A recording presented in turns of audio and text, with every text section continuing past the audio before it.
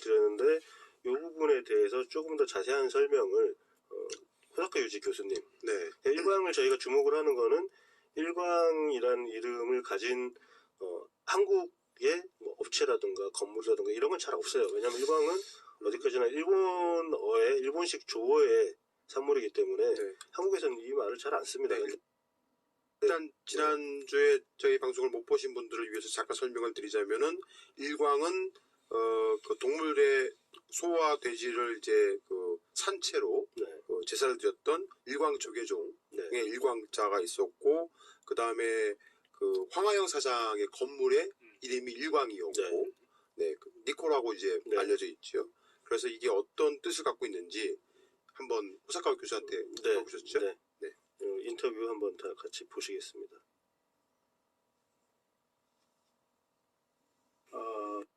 그 어떤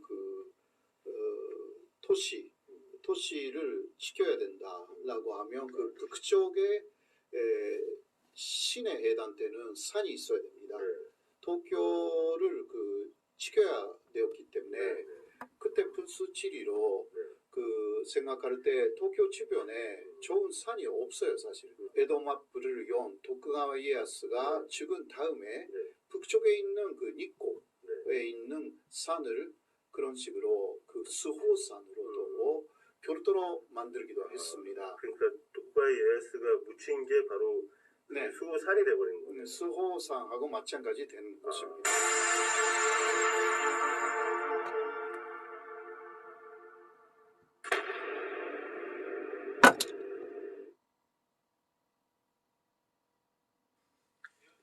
네, 호사카 교수님께서 말씀해 주셨지만은 그 도쿠가와 이에야스, 그 임진왜란 이후에 일본 전국을 통일하고 250년간 지속된 에도막보 시대를 연 사람이죠. 이에야스는 자신의 무덤을 해가 지지 않는 일광이라는 이름을 갖고 있고 하늘의 중심인 북극성과 가까운 니코에서 사후에도 세상을 지켜보기를 원해서 유언에 따라서 도치키현 니코시에 위치하고 있는 산에 선사를 세웠는데 그 선사의 이름이 일광입니다. 네. 일광 동조궁이죠, 정확하게. 네네. 그런데 아까 설명하셨듯이 도쿄를 지키기 위해서 그 북쪽에 산을 하나 둬야 되는데 일본 무속에 가까운 거죠. 북쪽에 산이 없는 거예요. 그렇죠. 후지산을 그걸로 삼기에는 너무 멀고 남서쪽에 있는 거예요. 그래서 북쪽에 절을 하나 짓자. 거기다 도쿠가와 이에야스를 모시면 일본인들은 큰 인물이 죽거나 하면 신으로 그냥 승격이 되더라고요. 그래서 신이 거기 있으니까 일본의 신으로 승격되는 결과를 가져왔다고 하더라고요. 그래서 이 도쿠가와 이에야스가 도쿄를 지키는 수호산이자 수호신의 역할을 하는 거죠. 네, 그래서 일광 동조궁에서 쇼군이 참배하는 것을 일광 사참이라고도 한다고 합니다. 그러니까 도쿠가와 이에야스를 이제 신으로 모시는 의미에서의 일광이라고 하는 한자를 황하영 씨가 자신의 건물에 새겨 놓았다고 얘기한다면 그 의미가 대단히 좀 심상치 않아 보입니다. 그래서 뭔가 연결고리가 있지 않나 싶어서 혹시 그러면 우리 조선에서도 저기에 참배를 갔었다 그러더라고요. 일본에 방문을 하러 가면 저희 가서 참배를 하고 그건 뭐 예의상 갔던 것 같은데 그랬다고 하는데 혹시 그러면 니코 동조궁에 가서 일광 동조궁에 가서 뭔가를 빌면 신이니까 그러면 뭔가 이렇게 혜택이 오느냐 그걸 한번 물어봤습니다. 거기에 대해서 영상을 같이 한번 보겠습니다. 니코의 도쇼구 그러니까 일광에 있는 도쿠가와 이에야스를 신으로 모시고 있는 돈초군 거기를 참배하는 사람들에 대해서 어떤 이익이 돌아온다고 합니다. 그거는 먼저 이 현세에서의 성공 그리고 출세입니다. 도쿠가와 이에야스가 최고의 자리에 갔듯이 그런 식으로 출세를 하고 근데 거기에도 조건이 약간 붙어 있습니다. 말하고 싶은 것도 되도록 말하지 않고 그리고 많은 것을 또 들으면 안 되고 또 많은 것을 봐도 안 되고 그런 그런 식으로 해서 쭉 몇십 년간 네. 그 참고 네. 견디고 때가 와서 이제 그 도요토미 가문을 무너뜨렸다.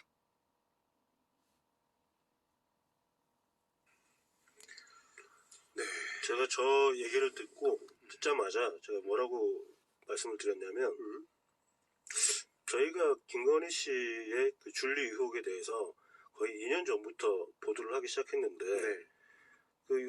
요 근래 7시간 녹취록에도 나오지만 계속 참았다 그러잖아요. 지금 그때는 남편이 검찰총장이었기 때문에 참고 계속 참았다는 얘기를 하거든요. 그리고 다 끝나면 그때서야 이제 한번 두고 봐라. 네. 이런 식으로 얘기를 했다고 하잖아요. 그거는 최은순 장모도 그렇게 말을 했어요. 네. 참는다 우리가. 그러니까요. 이를 악물고 참는다. 네. 네, 이런 말도 했죠. 저게 딱 오버랩이 되는 거죠. 아 그러네요. 참고 네. 안 보고 안 듣고 뭐라 그러죠 또 말하지 않고 네. 네. 참. 뭔가 이루고 싶은 원대한 꿈이 있나 자, 지난 방송에서 저희가 또 이제 그 온갖 신, 잡신이라고 말하고 싶은데요. 네. 네, 솔직히 온갖 신을 다 모신다. 뭐 그런 게 아닌가 이런 얘기를 했었는데 이런 무속과 신흥 종교에 관련돼서 윤석열 후보가 좀 많은 관심을 갖고 있고 거기에 빠져 있는 것 같다라는 어떤 의혹을 보도를 했단 말입니다.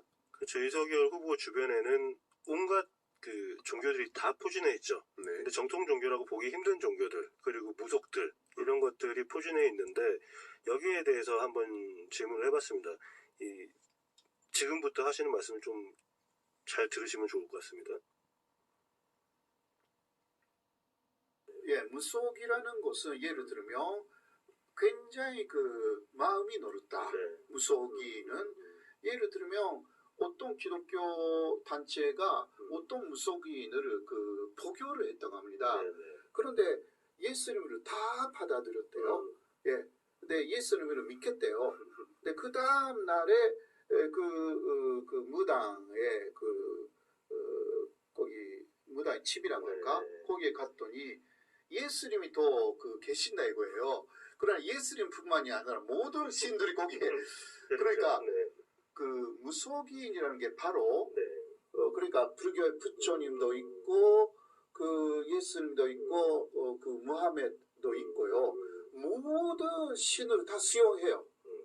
예, 그러니까 그런 식으로 하지 않으면 그러니까 예를 들면 근데 신천지라든가 그런 데도 약간 그런 가능성이 있어요.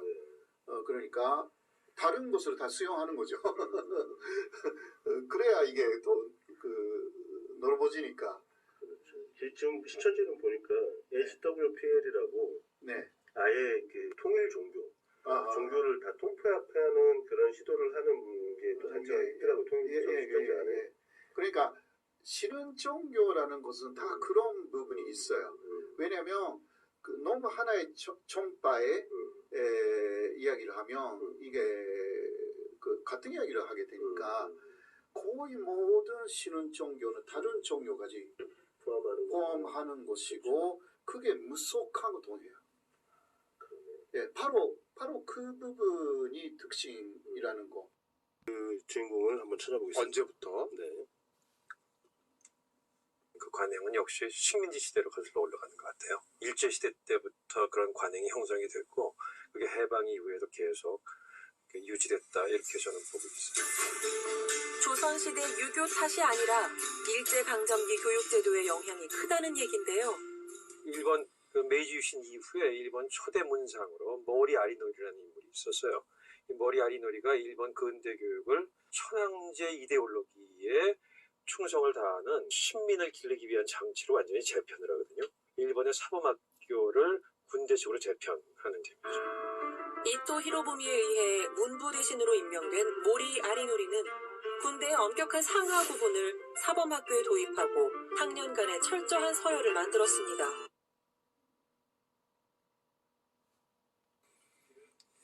이게 일제시대 때 저런 일이 있었군요. 네. 모리 아리노리. 네. 이토 히로부미 내각의 초대 문교상을 했었고요. 일본 근대교육 사상적 기틀을 마련한 사람이라고 합니다. 인이충요 사상을 최고의 덕목으로 여기는 유교주의적 교육 정책을 강화했었고요. 1890년에 교육치거 공포를 했던 했던 사람이고 모리의 국가주의 교육 사상이 일본 인종 개존호를 만들기도 했다고 합니다. 이 부분에 대해서 조금 더 자세한 설명을 제가 한번 정리해드리겠습니다. 이분이 이제 결국에는 히토스바시 대학이라는 그 동경에 있는 대학을 하나 만드는 사람인데, 히토스바시 대학은 네. 윤기준 교수가 그건 좀 이따 나옵니다. 네네. 이분은 방금 이제 정 PD님이 설명하신 대로 일본의 근대 교육 제도를 창설했고, 영국에서 유학하고 미국에 건너가서 또 거기서 신비주의 기독교에 또 빠집니다. 그리고 돌아와서 일본어를 폐지를 하고 영어를 국어로 하자. 네. 이런 얘기 좀 들어보셨죠? 네네. 그 사람이 바로 이 사람입니다. 그리고 이토 그 내각에서 초대 문부 대신 취임했고요. 그리고 이 다른 것보다도 군대식 교육 제도를 그 학교에 이제 적용을 하자. 그래서 학년별로 철저하게 계급을 나누고, 그리고 반에서도 반장을 뽑아서 그 반장이 통솔하게 하자. 이런 개념을 만들어낸 최초의 사람입니다. 그리고 히토스바시 대학을 창립했고, 근데 이 분이 했던 가장 큰 제가 보고 깜짝 놀란 얘기 중에 하나가 이겁니다.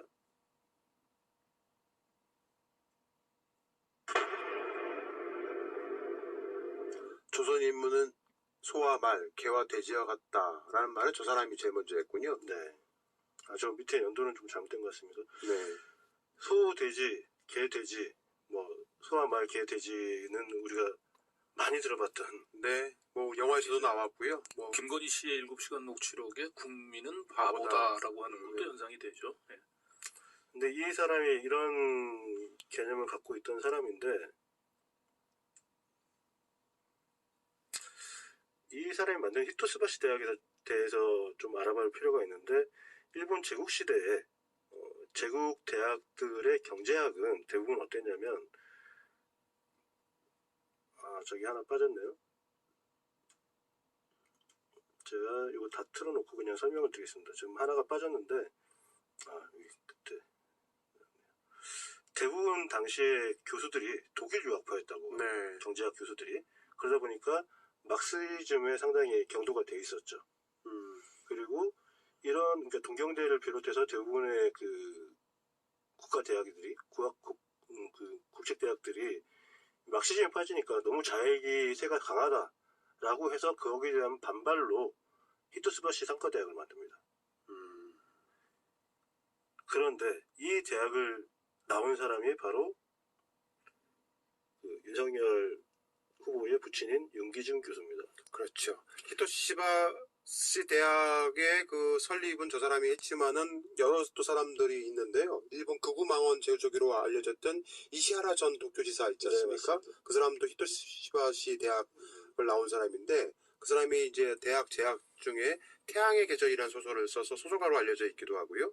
2004년 일본 지진 때 제일 외국인들이 흉악 범죄를 일으킬 수 염려가 있으니까 처단하자, 자유들을 출동시켜야 된다라는 말도 했고, 일본의 조선 식민지화가 자국 방어를 위한 것이었다는 주장을 하기도 했고요. 일본이 핵무장을 해야 된다고 촉구했던 사람이기도 합니다.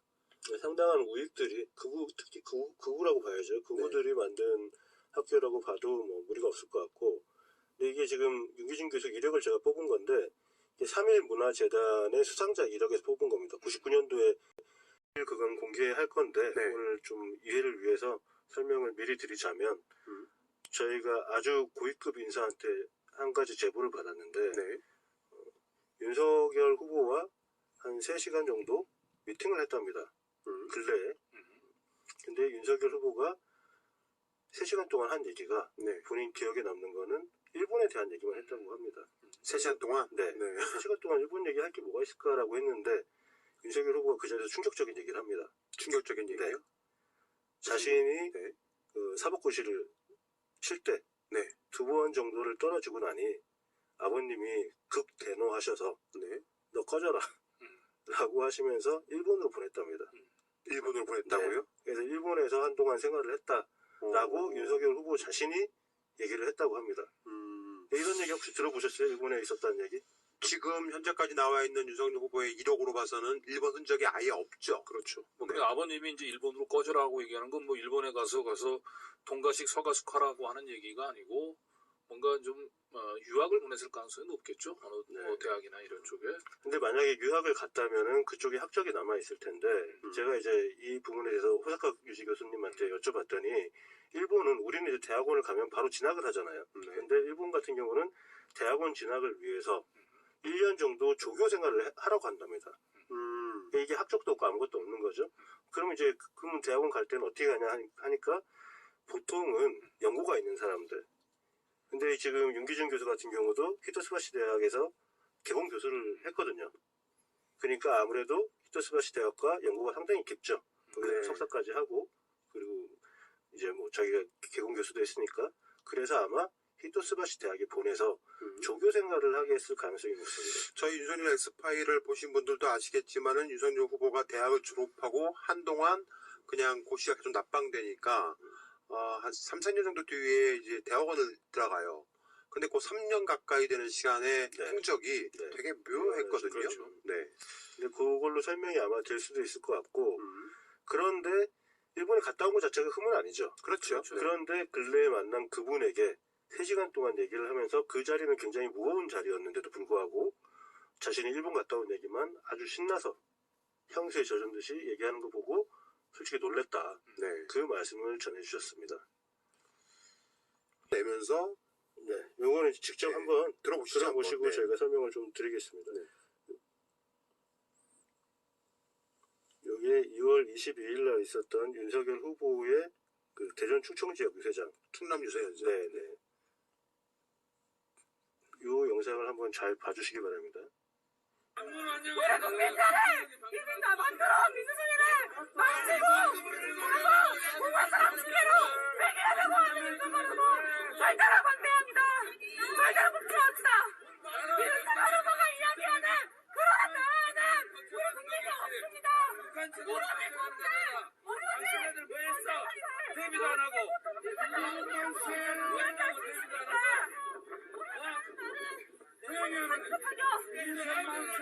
심지어는 작전 계획도 모르면서 이 작전 계획도 모르는 구직자는 선택타격 이야기하고 이스라엘을 사랑하는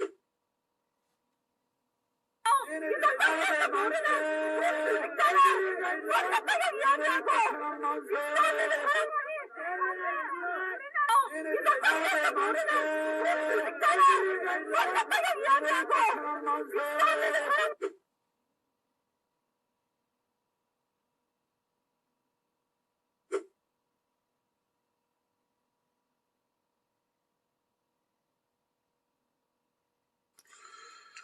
대한민국 대선 후보 유세장에서 아베 만세, 히로히토 천황 만세를 듣게 되리라고는 꿈에도 생각 못했습니다. 네. 윤석열 후보를 상대로 해서 그 전쟁 반대, 평화를 목 놓아 외치는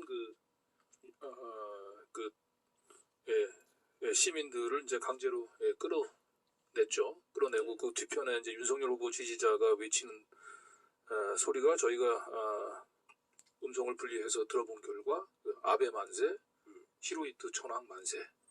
저 영상을 제보를 받고 처음에 잘 안 들리더라고요. 그래서 네. 저 말은 제가 하려고 했었는데. 아 그래요? 할 말이 없어서. 저기 먼저 하세요. 네. 네. 잠깐 이거 꺼주시고요. 일단은 저기 관 기자님 얼굴. 예, 오늘 방송을 보면서 문득 10여 년 전에 한 정치인이 했었던 얘기가 생각이 납니다. 그 서울시를 주님께 봉헌한다고 했었던 한 정치인이 생각이 나는데 지금은 이 방송을 보면서 대한민국의 전체를 일본과 그들이 믿는 이 무속 신에게 통째로 바치려고 하는 뭔가 그 거대한 음모가 진행되고 있는 게 아닌가라고 하는, 그리고 대선판 전체를 하나의 거대한 구판, 거기에 또 일본의 그 극우 세력들의 그 음습한 그림자가 보이고 있는 것 같습니다. 사실이 아니기를 바랍니다. 그러나 사실이 아닌 걸로 보기에는 너무나 많은 우연들이 계속해서 겹쳐서 일어나고 있는 것 같습니다. 기억하실 겁니다. 김건희 씨는 우리 국민들을 바보라고 얘기를 했습니다. 그리고 도쿠가와 이에야스를 신으로 모시는 신당에는 사람들의 눈과 귀, 입을 막고 있습니다. 인간의 이성을 틀어막는 모습이 연상이 되기도 합니다. 얼마 전에 우리 천주교 정예구현 사제단에 있는 에서 발표한 성명에 네, 무속영화 곡성에서 무속인으로 변한 황정민 배우의 극중 이름은 일광이었습니다. 극중의 일광은 마을 주민들이 일본 무속인 때문에 사람들이 죽어나간다 생각을 해서 불러들인 무속인입니다. 사람들은 일광이 마을을 구해줄 것이라고 여겼습니다. 그래서 그를 믿고 굿을 버리게 했습니다. 하지만 결국 영화 말미에 일광과 일본 무속인은 한 통속이었던 것이 드러납니다. 알고 보니 일본 무속인은 악귀였던 것입니다. 그리고 일광 또한 그 일본 악귀의 하수인에 불과했던 것입니다. 영화 속의 경찰로 분한 주인공 종구의 딸이 귀신에 쓰였는데 딸이 말합니다. 멋이 중한디, 멋이 중한디. 야, 좋다. 마이크 주세요. 네, 여기 지금 보시면은 우리가 살풀이 춤이라고 생각했는데 많은 분들이 지적을 주셨는데 저거는 살풀이 춤은 아니다. 막춤에 가깝다라고 말씀하셨어요. 네네. 근데 저게 살풀이 춤인지 아닌지는 차치하고라도 지금 가운데 그 춤을 추고 있는 여성의 옷을 보세요. 옷을 보시면 위에는 지금 그림자가 져서 약간 회색으로 보이는데 흰색을 입었고 밑에는 자주색, 네. 붉은색에 가까운 자주색 옷을 입었습니다. 그 일장기가 비슷한 걸 흔들고 있죠. 네. 그리고 이거 보면은 이게 이제 우리나라 전통 살풀이 춤의 복식입니다. 한복, 네, 하얀 한복을 색깔. 흰색 위아래로 입고 그리고 손에는 수건 같은 거를 수건을 하나 들고 살풀이라고 볼 수는 없지요. 있고요. 네. 어쨌든 저게 뭐라고 할까, 그냥 무속인의 춤이라고 보는 게 오히려 나을 것 같기도 해요. 네. 그래서 왜 저런 옷을 입고 있을까라고 생각하고 있던 네. 와중에 저희 시민 기자가 사진을 하나 보내주셨습니다. 네. 저기 일본 복식 아닙니까? 네. 저게 일본의 무녀의 복식이라고 합니다. 네. 무녀의 복식. 네. 아래에는 빨간 그리고 위에는 하얀색 옷을 입고 그리고 여기에 보이는 저 건의사랑이라고 써져 있는 깃발이 일장기로 보이죠. 저것도 다 우연이라고 하겠죠. 뭐. 네. 네. 우연치고는 모든 곳에 나타나고 있어서 네. 이 정도면 필연이라고 봐야죠. 자, 이제 저것도 우연이라고 말할 수 있을 것 같긴 하지만은 우연이 아닌 현장을 저희가 이제 찾아냈는데 앞서 말씀드린 대로 지난 26일 날 홍대 앞에서 윤석열 후보 유세가 있었었어요. 그때 선제 타격 반대를 외치던 한 여대생이 윤석열 여대 강사로 임용이 될 때 우리가 이제 허위 경력을 넣었다라는 걸로 논란이 됐었는데 국민의힘에서 이에 대해서 반박하는 자료를 하나 냈어요. 네. 근데 그 반박 자료에 보면 몇몇 수상 경력이 빠져 있다. 몇몇 자기 그 작품한 경력이 빠져 있다라고 얘기를 하면서 제시한 것 중에 김건희 씨가 일본과 작업한 것들이 잔뜩 나왔습니다. 그걸 한 장 제보를 해주셨습니다. 네. 그 사진을 마지막으로 보면서 전범비가 연상이 되는 그런 그림입니다.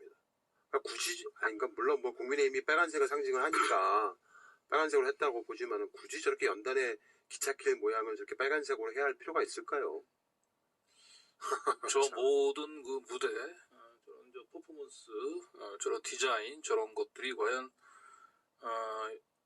이 지금 현재 국민의힘 그 공식 선거 캠프에서 디자인을 한 건지 아니면 김건희 씨의 소추동 캠프에서 디자인을 한 건지 이거는 한번 좀 살펴봐야 될 것 같습니다. 굉장히 관련성을 많이 찾았습니다.